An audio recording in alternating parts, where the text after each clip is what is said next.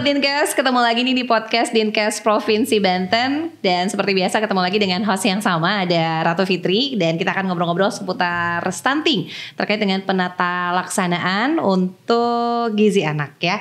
Selama kurang lebih 30 menit kita akan juga membahas lebih lanjut. Dan selain disiarkan di YouTube channelnya Dinkes Banten, juga tonton juga bisa melalui Instagram Dinkes_Prof Banten ya. Sehat berawal dari saya. Langsung saja sudah bersama kita di podcast kita kali ini. Sudah bersama Dr. Regia Sabarati Sinurat M. Ketpet SPA. Nih spesialis anak nih. Dokter dari RSUD Banten. Kita sapa dulu, selamat sore dok. Selamat sore Mbak Fitri. Sehat Alhamdulillah sehat lagi nih. Ini kayaknya jadwalnya lumayan agak padat hari ini ya dok. Ini ya padat ya Mbak ya. Padat ya, habis ini juga ada jadwal lagi ya dok ya. Aduh, ini karena suka anak-anak atau gimana sih dok nih kalau ngomongin seputar ini kan juga berkaitan ya stunting kemudian gizi anak. Kenapa sih dok ambil spesialisnya ke spesialis anak nih dok? Ya karena anak itu cukup melucukan ya. Gemes gitu ya dok ya. Iya. Oke, memang dari suka awal tuh ini ya memang udah tertarik fokusnya ke sana. Iya. Pengennya kalau udah lanjut spesialis kayaknya mau langsung ambil anak gitu ya dok ya. Iya benar Mbak. Dan sampai saat ini udah panjang juga perjalanan nih. Sudah hampir 10 tahun jadi dokter anaknya doang ya. Untuk dokter anaknya udah 10 tahun ya. Kesananya lagi makin panjang lagi ya dok. Makin panjang lagi. Panjang lagi. Nah ini memang lagi concern juga dibahas. Bukan hanya intervensi dari pemerintah ya dok ya. Terkait dengan stunting. Mungkin masyarakat pun juga kayaknya udah gak asing nih dok ngomongin soal stunting, kemudian ini berkaitan juga berbanding lurus dengan gizi anak otomatis. Nah stunting ini sebetulnya bukan hanya dari bukan hanya dari tinggi badan yang tidak ideal, tapi katanya lebih ke keseluruhan ya dok ya, dari tumbuh kembang anaknya juga terganggu. Begitu gak dok? Ya, jadi stunting ini adalah memang perawakan pendek atau sangat pendek berdasarkan panjang atau tinggi badan menurut usia. Kalau dia diplotting di grafik pertumbuhan Z-score WHO, di mana dia ini kondisi kekurangan gizi kronik. Ya, jadi dia berlama-lama yang mengakibatkan keadaan kurang baik pada si anak tersebut bisa disebabkan banyak faktor. Salah satunya karena status sosioekonomi yang rendah pada keluarga, kemudian asupan nutrisi yang kurang baik, kesehatan ibu yang buruk, kemudian karena adanya riwayat sakit berulang pada anak, kemudian juga praktek pemberian makanan yang tidak tepat pada si anak tersebut. Sehingga ini akan menimbulkan adanya hambatan dalam mencapai potensi fisik dan kognitif pada anak. Jadi lumayan panjang gitu. Oke. Artinya kalau dari segi kasat mata ini kelihatan ya dok ya, dari tinggi badan anak tersebut bisa terlihat. Kemudian juga mungkin banyak juga yang sudah mendengar istilah 1000 hari pertama kehidupan ya dok ya. Artinya kan bukan pada saat bayi sudah baru lahir saja, tapi bahkan mungkin ditarik lagi ya dok ya, bagaimana persiapan ibu sebelum hamil gitu ya dok ya. Ini kan lebih luas lagi ya dok ya, persiapan dari agar anak itu terhindar dari stunting. Nah ini kalau dari segi anak tadi 1000 hari pertama kehidupan tuh seperti apa sih dok? Jadi ketika kita mau mencapai generasi yang baik, generasi emas ya, kita kan mau mencapai Indonesia emas 2045 nih Mbak Fitri. Jadi kita harus mempersiapkan generasi yang berkualitas. Jadi bukan dari bayinya lahir kayak gitu, baru tuh ya, baru deh heboh gitu, enggak. Tapi ketika ibunya, kalau bisa ketika remaja putri ini masih belum menikah itu udah kita persiapkan. Jadi nanti ketika dia mau nikah, dia harus mempunyai kesiapan yang matang, baik itu fisik dan mental.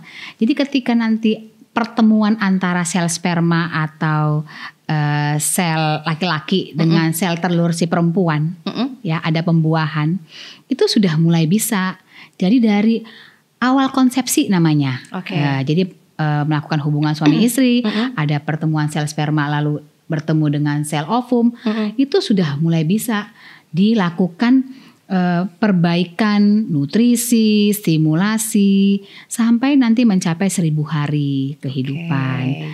Jadi jangan hanya waktu setelah lahir gitu, dari awal. Tapi dari awal ya, itu tadi untuk juga bisa menekan atau meminimalisir resiko stunting pada anak. Jadi bukan hanya pada saat udah lahir baru tuh ya, tapi mungkin ternyata faktornya bisa jadi pada saat masih remaja atau mungkin kesiapan tadi ya dok ya. Benar.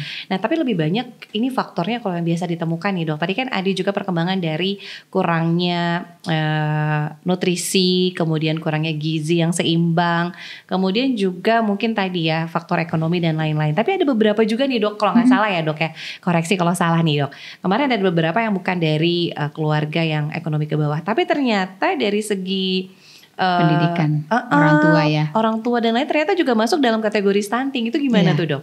Jadi kondisi stunting ini sebenarnya awalnya nggak disadari ya. Nah heboh-heboh mungkin dalam 10 tahun terakhir ini. Benar. Jadi awalnya kita tuh heboh dengan istilah gizi buruk. Iya. Nah kalau gizi buruk itu dia tuh suatu kondisi yang sulit atau bahkan tidak bisa diperbaiki. Jadi dia bersifat irreversible. Jadi dia ujungnya itu ya. Nah kalau bisa nih kita jangan sampai ke ujung itu. Karena kalau sudah gizi buruk bukan agak lagi ya, memang repot memperbaiki kualitas. Nah kalau bisa kita tarik nih. Jadi sebelum dia mengalami masalah gizi buruk, jadi nanti anak-anak wajib dari mulai dia lahir, pemantauan pertama untuk kegiatan posyandu vaksinasi polio 0, kemudian ada rutin ke posyandu tiap bulan, itu dipantau tumbuh kembangnya. Itu buku pink yang warna merah itu lengkap sekali. Iya. Jadi dari mulai keluarga kader udah bisa mengisi. Jadi sebenarnya sudah bisa melakukan deteksi dininya. Nah, ketika di plotting, kalau misalnya dapat pada grafik panjang badan atau tinggi badan menurut umur, plottingnya berada di bawah -2 standar deviasi, itu sudah harus diambil tuh biasanya, maksudnya dikoreksi. Kenapa ini bisa terjadi gitu? Kenapa nah itu langsung faktornya gitu ya? Itu langsung karena kalau kejadian itu berarti udah berlama-lama. Tapi sebelum sampai di situ nanti ada grafik yang berat badan menurut usia. Itu kalau nanti 3 kali pengukuran plottingnya mendatar atau plottingnya malah menurun, itu terindikasi dengan adanya flattering, weight faltering. Jadi ada hambatan pertumbuhan. Itu juga udah harus diambil. Ada intervensi langsung ya, jadi dok, jangan dianggap ketika nanti titiknya berada di bawah garis hitam atau -3 SD aja diambil, enggak. Jadi ketika ada nanti keluar zona, potong garis grafik itu udah harus diambil. Nah, yang sering kejadian itu masih dianggap normal. Masih segini masih aman nih, masih gitu normal. Ya, kemudian bayinya masih mau ini kok makan. Oh, bayinya lagi tumbuh gigi gitu kan ya. Jadi keadaan-keadaan ini harus yang langsung dikoreksi supaya bisa diintervensi, jangan sampai ke arah tadi yang berkembang gitu, jadi lebih buruk lagi. Jadi nanti tuh diambil, terus dinilai, diintervensi. Nah, sekarang kita akhirnya menemukan istilah stunting ini. Tanpa memandang pokoknya gimana-gimana, setiap dari posyandu dapat tuh plotting dari panjang badan menurut umur di bawah -2 standar deviasi, itu harus diambil. Atau misalnya ditangkap atau apa ya istilahnya, di analisa. Kenapa nih gitu ya, kenapa dok? nih? Nah, kita harus tahu dulu yang pertama faktor resiko penyebab si kondisi stunting ini. Memang ada yang pertama itu penyebab asupan kalorinya yang tidak adekuat. Ini banyak penyebabnya. Kemudian juga bisa karena penyerapan makanan yang tidak efektif. Ini yang kedua. Dan yang ketiga itu adanya peningkatan metabolisme tubuh. Misalnya karena infeksi kronik. Nah, untuk yang potensi pertama tadi, yang karena asupan kalorinya yang tidak adekuat, ini pertama karena pasokan ASI-nya nggak adekuat. Misalnya bayi usia di bawah 6 bulan kan harusnya ASI belum ada tambahan ya. Belum ada tambahan. Terus harus dikonsultasikan. Kenapa nih bayinya nih nggak naik sesuai target? BB-nya tinggi panjang badannya gitu ya, jangan dok ya? Dianggap biasa. Karena pada saat umur 3 bulan ke 4 bulan atau saat transisi 6 bulan mau mendapat MPASI itu sering banget tuh turun. Nah kalau kita biarkan itu yang tadi beresiko turun. Nah, jangan dinormalisir gitu ya, dok. Jangan dinormalisir. Jadi sering sekali tanpa sadar ternyata anaknya kok makin lama makin kurus tapi menganggap biasa gitu. Mungkin tadi ini karena mau bisa ngerangkak, dok, atau misalkan mau tumbuh gigi nih, dok, gitu ya. Tapi jadi, harus cari sumbernya dulu penyebabnya kenapa. Ada 3 tuh dari penyebabnya. Asupan kalori yang tidak adekuat, kemudian penyerapan makanan yang tidak efektif, dan yang ketiga itu akibat adanya peningkatan metabolisme tubuh.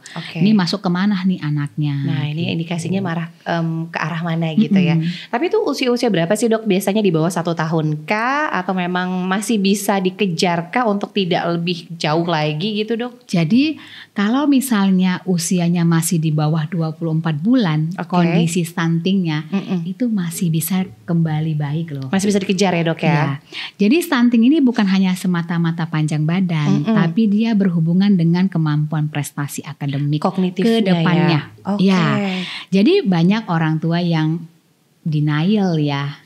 Kayak gitu ya. Anak saya masih bisa kok ngomong mama papa, terus jago kok menghitung. Nah, respon kok dan lain-lain gitu ya dok. Tapi nanti kalau dilakukan pembiaran sebelum 2 tahun nggak dikoreksi, dianggap normal. Pada saat nanti masuk sekolah itu tidak akan sebaik anak yang tidak mengalami stunting di 2 tahun pertama. Itu berarti dampak efek jangka panjangnya ya dok ya. Kemampuan prestasi akademik. Nah target kita 2 tahun pertama kalau bisa ini tidak ada stunting. Karena tadi itu berhubungan 10 hari pertama kehidupan, golden periodnya. Betul. Jadi masa emas pertumbuhan otak. Jadi di situ tuh benar-benar banget emas-emasnya pertumbuhan dijaga otak. Banget gitu ya pertumbuhannya ya dok. Jadi kalau misalnya ada kondisi ketidakokean, itu masih bisa diperbaiki dan dia bersifat reversible. Nanti dia akan terkoreksi bisa. Tapi kalau udah lewat 2 tahun, kasus stuntingnya ya tidak sebaik yang di bawah 2 tahun. Artinya perkembangannya sih bisa-bisa aja. Cuman kemampuan prestasi akademiknya sedikit beda dengan di efek atau dampak jangka panjangnya tadi kalau misalkan di atas 2 tahun baru intervensi gitu ya dok ya. Ini pengetahuan juga nih untuk kita semua nih dok ya, termasuk juga mungkin saya juga sebagai orang tua ini otomatis juga kalau punya buku orang tuanya juga harus melihat perkembangan tumbuh kembangnya. Kemudian yang paling penting juga memeriksakan secara rutin ya dok ya. Apalagi mungkin pada saat bukan hanya pada saat sudah hamil dan melahirkan, tapi justru sejauh-jauh sebelum menikah. Tapi kalau sudah terlanjur ya dok, mungkin banyak yang juga terlanjur lagi nih udah lahir gitu ya dok. Nah ini kan masih banyak yang kayak menunda-nunda, padahal kan lebih dekat sebetulnya ke posyandu juga bisa ya dok ya. Tapi kayak nanti aja deh, bulan depan aja nggak apa-apa kali kalau bulan ini enggak. Itu gimana dok? Masih ada mindset yang seperti itu? Masih kita jumpai ya. Jadi masyarakat kita kan berbagai kalangan. Betul. Ada memang dia dari kalangan yang sangat aware sekali, sadar sekali gitu ya. Kemudian ada yang tengah-tengah mungkin ya dok. Ada yang tengah-tengah, ada yang nggak penting. Jadi memang sebenarnya buku KIA ya, buku KIA itu bagus sekali isinya. Lengkap ya dok. Lengkap semuanya. Benar. Dari mulai ibu hamilnya gitu, lengkap sekali, bagus itu. Jadi itu sebenarnya kalau diperkenalkan dari awal ya, dibaca-baca ya bukunya. Jadi sebelum punya anak udah dibaca-baca. Iya. Salah satu modal. Itu ini banget ya, jadi patokan bagus banget ya dok ya. Usia sekian, berat badan harus sekian, tinggi badan harus sekian, kemudian jadwal dan pemberian. Terus ada lagi juga treat atau tata laksana untuk kejadian-kejadian dari masa selama 2 tahun pertama. Nah itu sebetulnya ada juga lengkap ya dok ya. Lengkap banget. Tapi sering kita beberapa kasus dapatnya bukunya masih mulus. Masih itu tadi ya. Masih bagus gitu ya. Nah jadi di buku itu jadi nanti ya paling kedepannya ya pergunakan buku itu walaupun belum menikah. Harus baca buku itu juga. Gak tebal kok ya dok ya. Kayaknya lebih tipis buku tabungan sebenarnya dok. Buku tabungan yang lihat ini juga penting ya. Jadi buat edukasi untuk kita semua. Artinya supporting system dari circle orang tua atau keluarga atau ibu ini penting banget juga dok untuk sama-sama mengingatkan. Sebetulnya kan gak masih jauh-jauh ya dok ya. Tadi kan banyak kalangan gitu. Nah ini kan paling dekat adalah posyandu. Biasanya 1 bulan sekali. Dan itu juga sudah ada intervensi dari pemerintah terkait dengan program penanganan stunting. Ini kan gratis ya dok ya. Sebagaimana mestinya masyarakat tinggal datang saja untuk memanfaatkan fasilitas dan juga memanfaatkan tadi program-program pemerintah. Apa sih dok yang biasanya menjadi kendala? Kenapa masih banyak yang mungkin tadi ya mindsetnya nanti aja deh, bulan depan aja, bulan ini enggak dulu. Atau tadi yang tengah-tengah kadang lupa jadwalnya. Karena nggak dilihat itu tadi jadwal untuk datangnya gitu dok. Bisa jadi yang pertama mungkin belum prioritas kali ya. Jadi pertama kita harus mengubah mindset dulu bahwa kalau mau mendapatkan anak yang berkualitas berarti harus tumbuh kembang anak itu optimal dulu. Supaya si ayah, si ibu jangan berhenti bertugas ketika anak sudah dilahirkan, tapi lanjutan setelah itu, misalnya melengkapi vaksinasinya. Betul. Ketika melengkapi vaksinasi, datang ke posyandu, ke puskesmas, itu otomatis kan diukur kan berat badan, panjang badan, lingkar kepala. Ya, kalau anak usia 6 bulan sampai 5-9 bulan diukur lingkar lengan atas, langsung ketahuan. Nah, ketika misalnya dia berkumpul dengan kelompok itu, dia langsung lihat, anak saya umurnya sebegini, anak orang lain umurnya sebegini sama, tapi kok anak saya lebih kecil ya. Jadi dia kan ada ya perasaan dia, ini kondisi anaknya seperti apa. Jadi itu bisa dikonsultasiin ya. Bisa. Jadi paling penting sebenarnya menganggap bahwa anak adalah prioritas. Betul. Ya. Karena pemerintah sendiri sudah cukup banyak loh melakukan program-program untuk pencegahan stunting ini. Benar. Apa karena kendala juga mungkin banyak anak tadi dok? Atau jaraknya dekat? Kadang yang umurnya 5 tahun aja ada 3 gitu ya dok ya. Setahun 1 kayaknya itu dok. Itu gimana dok? Mungkin karena aduh banyak banget nih gitu. Ini mungkin juga menjadi kendala. Karena tadi ya dok, karena Banten ini luas banget ya. Apalagi mungkin kalau maaf di Banten Selatan juga kan mungkin jarak anak dengan jumlah anak pun juga masih cukup banyak ya dok. Bisa jadi. Bisa jadi ya dok. Iya. Yang paling pertama sih status sosioekonomi. Tapi kayaknya sudah banyak kader-kader juga ditempatkan begitu ya dok ya. Jadi memang ada yang jemput bola juga, betul. Kemudian sering juga datang pasien ke rumah sakit tuh ditemani kader. Oke, sebetulnya ini sudah sangat efektif sekali program-program dari pemerintah. Tinggal bagaimana masyarakatnya aja nih. Nah tadi sedikit kembali nih dok. Tadi kan juga ada dampak jangka panjang ya. Tadi terutama dari kognitif, bagaimana nanti pada saat usia sekolah ada keterlambatan begitu ya dok ya, dibandingin dengan teman-teman yang mungkin tadi nutrisi dan lain sebagainya juga baik.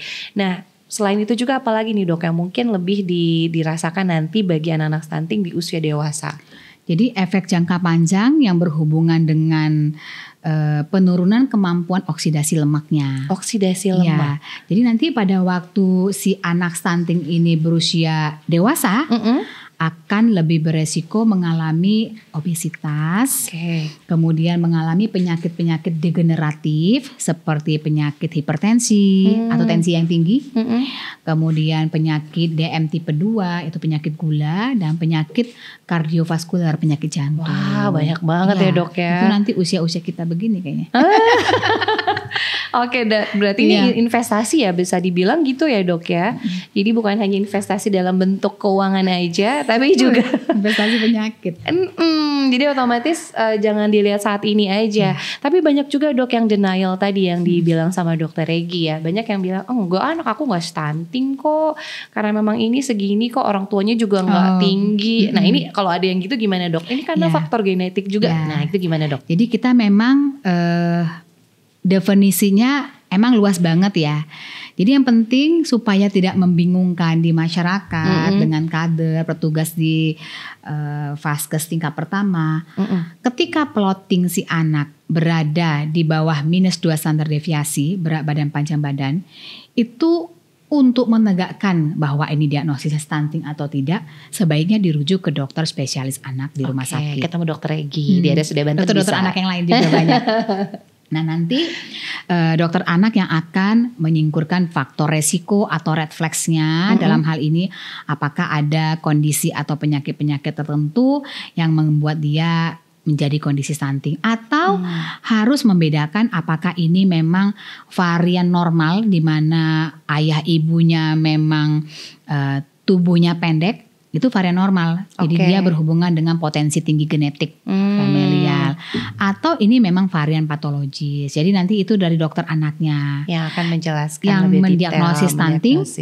Jadi yang kalau untuk di masyarakatnya di posyandu atau di puskesmas itu sebagai deteksi dini. Jadi memang kalau mengatakan oh ini penyakitnya stunting nggak bisa. Ini kita curigain ke stunting, kita rujuk ya ke dokter spesialis anak, nanti dilihat siapa tahu ada kondisi-kondisi misalnya anaknya karena ada penyakit infeksi yang membuat peningkatan metabolisme, misalnya ada gitu penyakit TBC. Itu pengaruh juga. Pengaruh. Tumbuh kembangnya mau dilakukan pemberian makanan tambahan sebanyak apapun, pasti akan. Kalau penyakit TBC-nya tidak ditangani, ya nggak akan bisa juga. Penyerapan nutrisinya pasti akan terganggu banget ya, Dok. Jadi kemudian penyakit anak dengan HIV/AIDS juga, ya kan. Kemudian ada kelainan jantung bawaan pada anak sejak lahir. Jadi didiagnosis dulu gitu ya, Dok. Bayi-bayi dengan riwayat hipertrofi, yaitu penyakit hipertiroid, maksudnya hipertiroid yaitu kondisi tiroid ya, kemudian penyakit keganasan pada anak atau kondisi gagal ginjal. Jadi harus nanti dari dokter anak dulu yang memastikan diagnosis stunting ini. Gitu. Apakah ada faktor lain atau pure memang karena tadi tumbuh kembangnya? Karena si asupan nutrisinya yang tidak adekuat. Jadi disingkirkan dulu nih.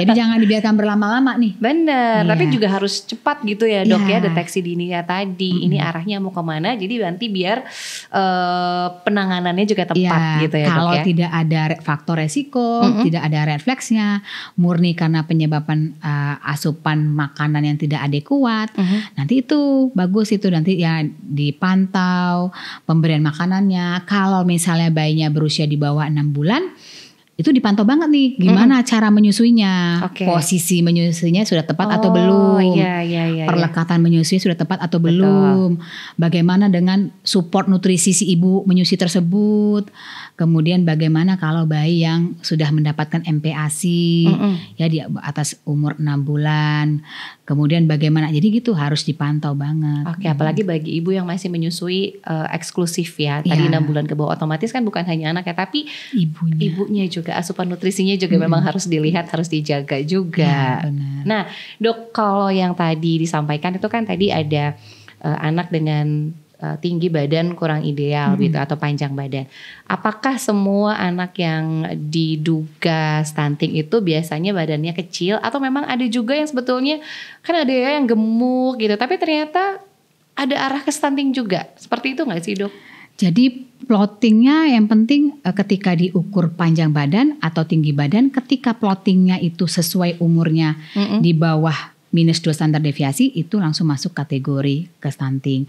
Namun hati-hati ketika melakukan plotting pada bayi yang prematur. Pada waktu pemeriksaan dia belum genap usia 24 bulan.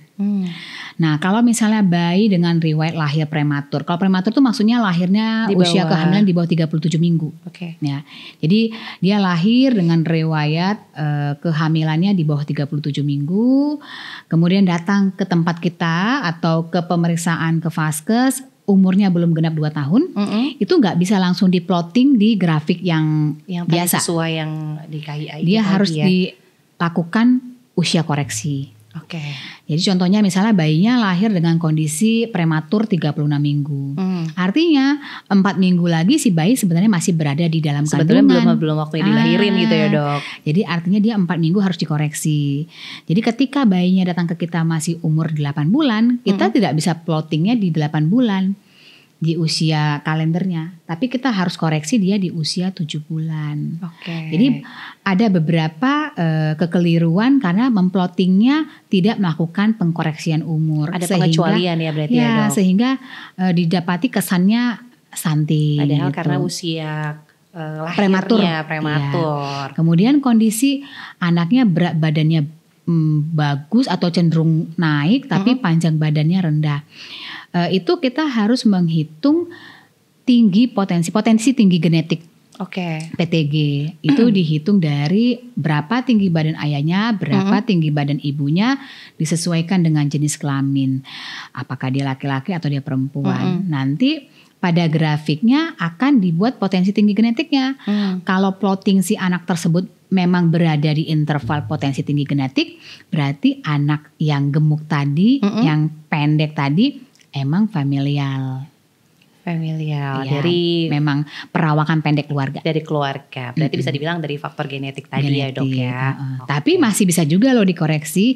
Dikoreksinya maksudnya dikejar supaya dia mencapai maksimal pada potensi tinggi genetik. Jadi masih bisa dikejar sebetulnya ya, Dok ya. Jadi masih bisa diupayakan untuk bisa lebih ideal tadi. Nah, Dok, ini juga terkait dengan tema kita nih, penata laksanaan gizi anak. Nah, otomatis ini juga kan harus ada edukasi buat kita semua. Apa sih nutrisi-nutrisi yang bisa dikonsumsi untuk bisa mengejar, selain tadi rutin juga ke posyandu, kemudian pemberian vaksin dan lain sebagainya. Sebenarnya apa sih yang gampang dikonsumsi anak-anak, apalagi mungkin yang tadi ya 1000 hari pertama, ada yang sudah MPASI dan lain sebagainya. Untuk mengejar agar nutrisi itu bisa lebih seimbang itu seperti apa biasanya, Dok? Jadi tadi ya, kalau untuk intervensi sebelum umur 2 tahun bahwa masih bisa terkoreksi dengan baik, berarti kita harus bagi ini pemberian makanannya. Kalau umur 0 hari sampai umur 6 bulan, sebaiknya bayi hanya mendapatkan air susu ibu saja. Gak boleh ada tambahan lainnya ya, Dok ya? Gak boleh ada tambahan lainnya. Nah, ASI ini semau bayi. Okay. Artinya mau pagi, siang, sore, malam. Gak dibatas-batas gitu ya, Gak dibatas-batas gitu. Nah, supaya ASI-nya benar-benar bagus, oke, itu harus benar-benar diperhatikan posisi perlekatan, apakah efektif, posisi menyusuinya juga apakah efektif. Dari si bayi, dari si ibunya. Selain itu si ibunya juga harus mendapatkan nutrisi. Berimbang ya, nggak harus ada yang lebih banyak ini, lebih banyak itu. Harus seimbang gitu ya, Dok ya. Kemudian masuk nanti dia umur 6 bulan, itu bayi sudah harus mendapatkan makanan tambahan atau kita sebut MPASI. Pada usia ini masih diutamakan ASI. Jadi harus ASI dulu, menyusui dulu bayinya. Bukan di stop akhirnya nih udah makan nih. Bukan. ASInya udahan gitu. Enggak ya, Dok ya. Namun ketika memberikan makanan tambahan ini, kita harus memperhatikan bagaimana frekuensinya, berapa kali diberikan. Mungkin awalnya untuk makanan padatnya itu 2 kali dulu, dan dinaikkan nanti bertahap ke 3 kali. Kemudian untuk makanan selingnya 1 kali, dinaikkan ke 2 kali. Kemudian volumenya juga. Jadi dinaikkan bertahap pelan-pelan. Gak langsung sekalian gitu ya? Enggak langsung. Kemudian variasi makanannya. Kemudian kekentalannya. Nah, kekentalannya itu dia gak boleh yang terlalu cair. Jadi dia harus bisa diambil dengan tangan gitu. Nah, untuk praktek pemberian makannya pun harus benar-benar bayi itu sudah menunjukkan kesiapan makanan. Jadi contohnya kalau 6 bulan bayinya sudah bisa duduk. Kemudian lehernya sudah tegak, sudah tidak ada lagi muncul melet-melet dilihat. Itu artinya sudah cukup. Makanya kalau bayi di bawah 6 bulan masih melet-melet dianggap mau makan, justru itu kebalikannya. Belum siap makan. Belum siap makan artinya. Iya, bukan karena lapar nih. Kan sering ya, neneknya sering kan ya. Ini nangis nih kayaknya lapar nih gitu ya. Lidahnya melek-melek mau minta makan katanya. Atau misalnya dikasih sesuatu dia nangkap gitu. Padahal itu kan refleks bayi. Iya, itu belum siap makan.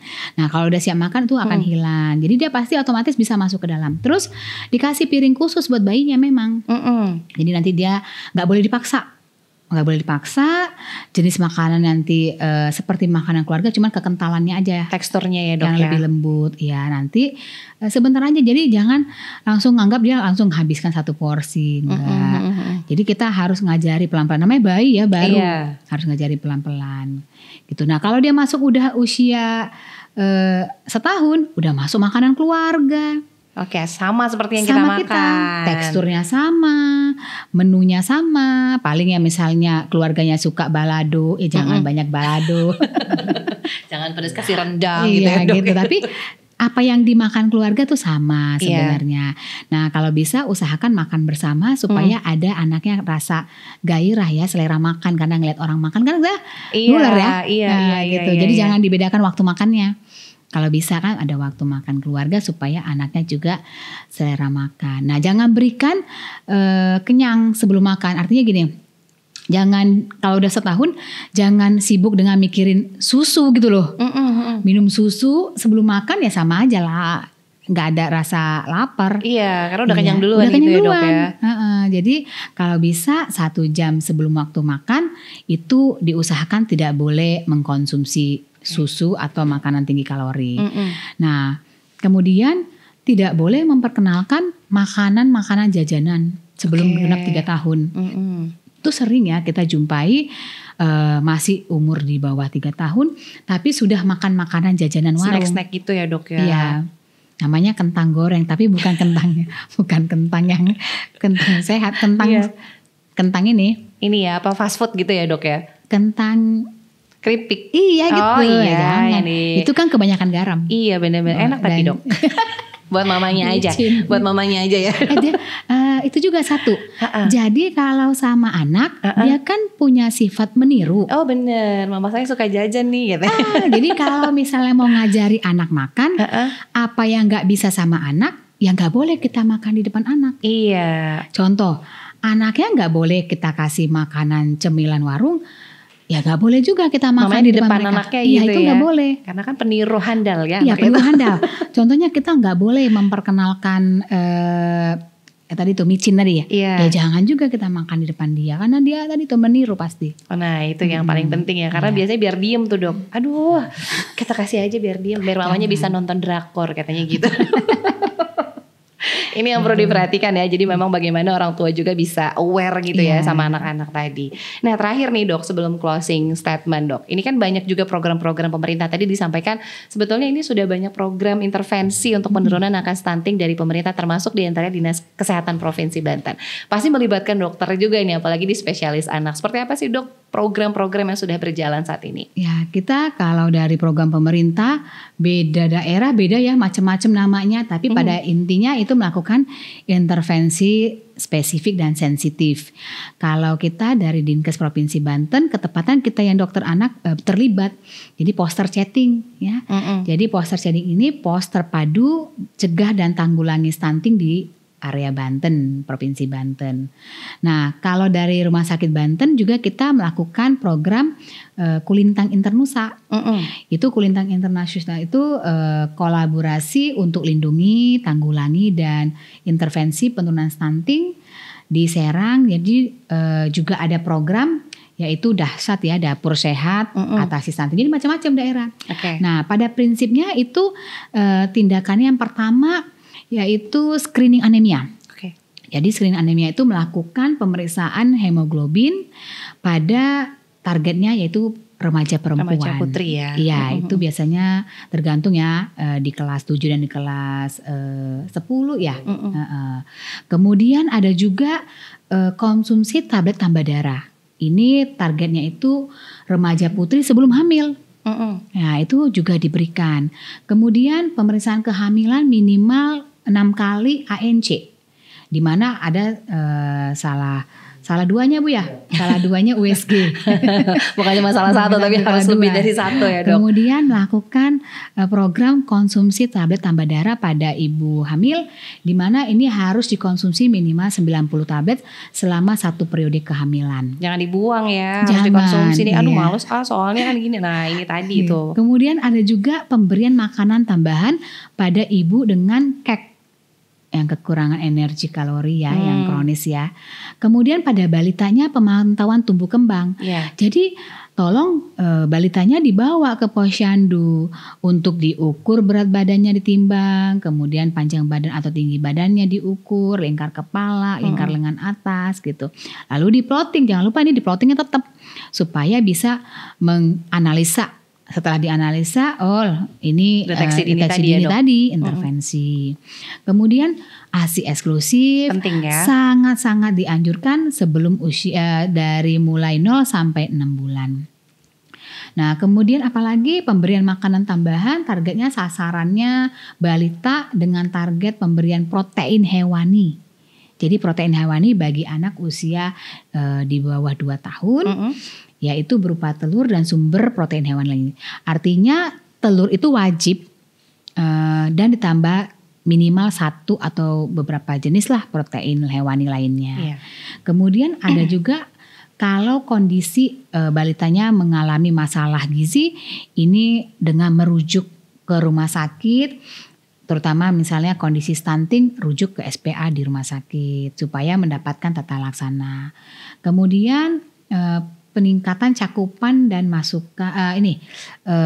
pemberian vaksinasi imunisasi itu harus mendapatkan sesuai imunisasi jadwal, dasar lengkap sampai 18 bulan. Bukan cuma 9 bulan ya dok ya? Bukan, 18 bulan. 18 bulan. Iya, itu baru dikatakan lulus. Imunisasi dasar lengkap. Imunisasi dasar ya itu dok 18 bulan.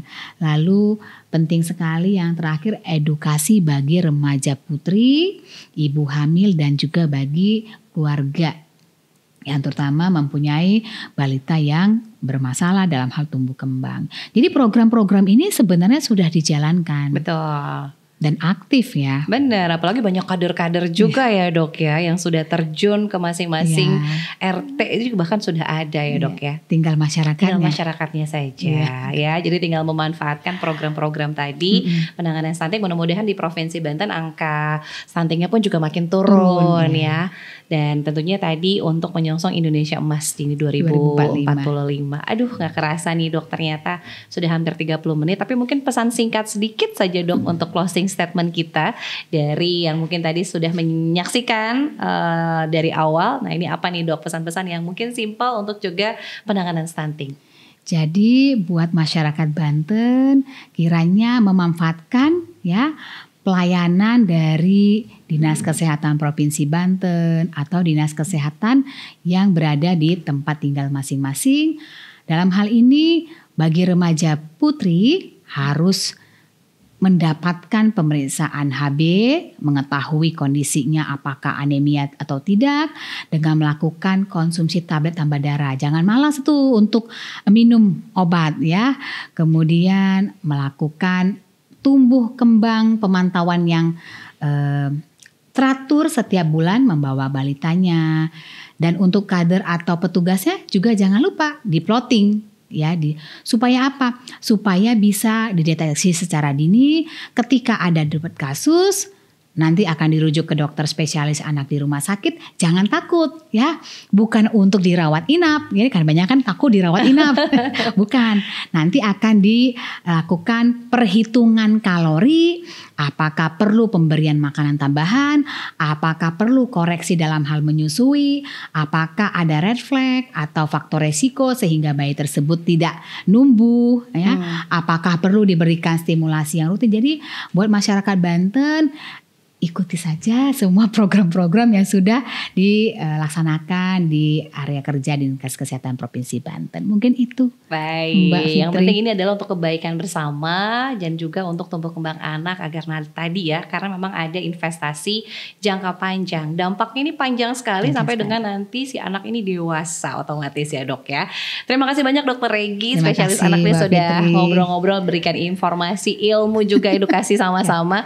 Nanti insya Allah kita ngobrol-ngobrol lagi dengan tema-tema yang berbeda. Sehat terus ya dok ya. Sehat terus. Sehat terus pokoknya nih, investasi juga ini kalau kesehatan ya. Dan tentu saja sudah di akhir acara. Terima kasih untuk yang sudah nonton di Instagram Dinkes Provinsi Banten.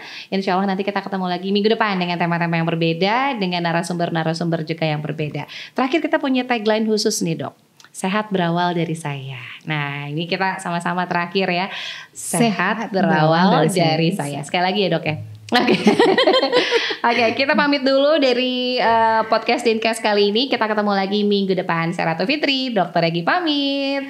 Sehat berawal dari saya. Bye. Terima kasih.